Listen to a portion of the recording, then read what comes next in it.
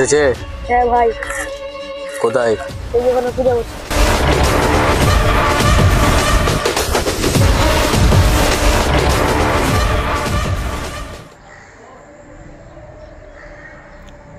মালগুলো ওখানে কি করছে? ওদের ভগবানকে প্রণাম করছে। ওরা এই সাইকেলে এসছে? এই সাইকেলে তোমার কুত্তা কালু বসবে না। তাড়াতাড়ি আসো।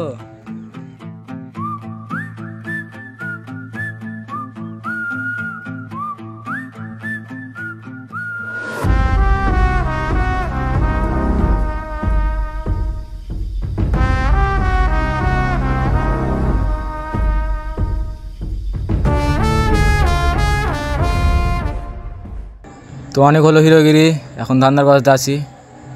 ওই 100-200 প্যাকেটের গায়ে ডিল আমি করবো না। ওরা যদি ফোন করি কিনা এখনই বাড়িতে আমার হোম ডেলিভারি চলে আসবে।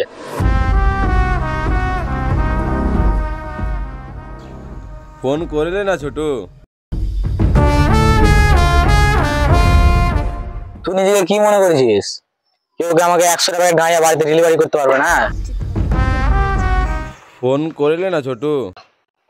আচ্ছা 100 টাকা বাদ দে, তুই 10 টাকার প্যাকেট পাঠিয়ে দে।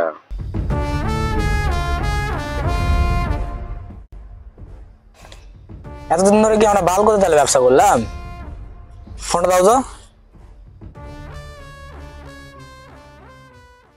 किस कलर की चड्डी पहने हो? Sorry sorry sorry.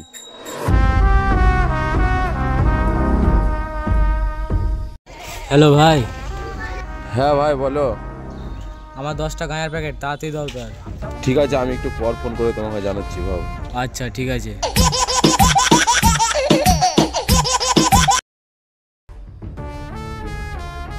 Hello Pushpa ভাই, আমার 10 প্যাকেট গাঁয়া তাড়াতাড়ি দরকার।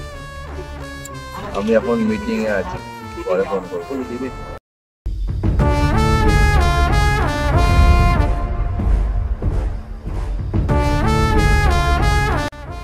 হ্যালো দাদা। হ্যাঁ ভাই বলো। আমার 10টা গাঁয়ের প্যাকেট আর্জেন্ট দরকার। আমি একটা নাম্বার দিচ্ছি, নোট করো। আপনি নাম্বারটা বলেন। 1 মিনিট, এটা কি পুষ্পার নাম্বার? আপনি পুষ্পাকে চিনেন? হ্যাঁ এখনই চিনলাম।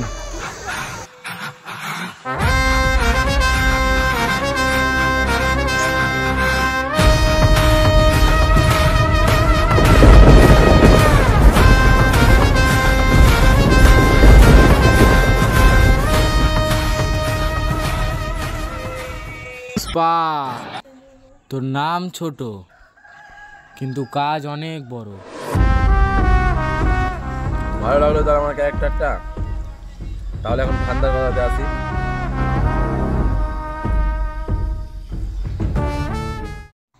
তাহলে 100 গাঁয়ের প্যাকেটে কত টাকা? 100 টাকার প্যাকেটে 1 কোটি টাকা।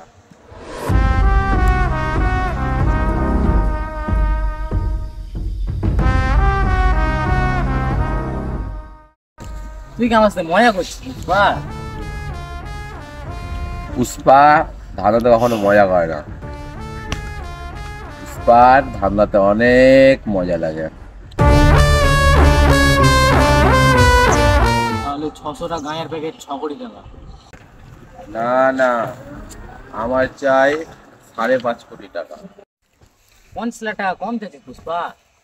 তোর মালিক কিছু কম আছে? বাকি 50 লাখ টাকা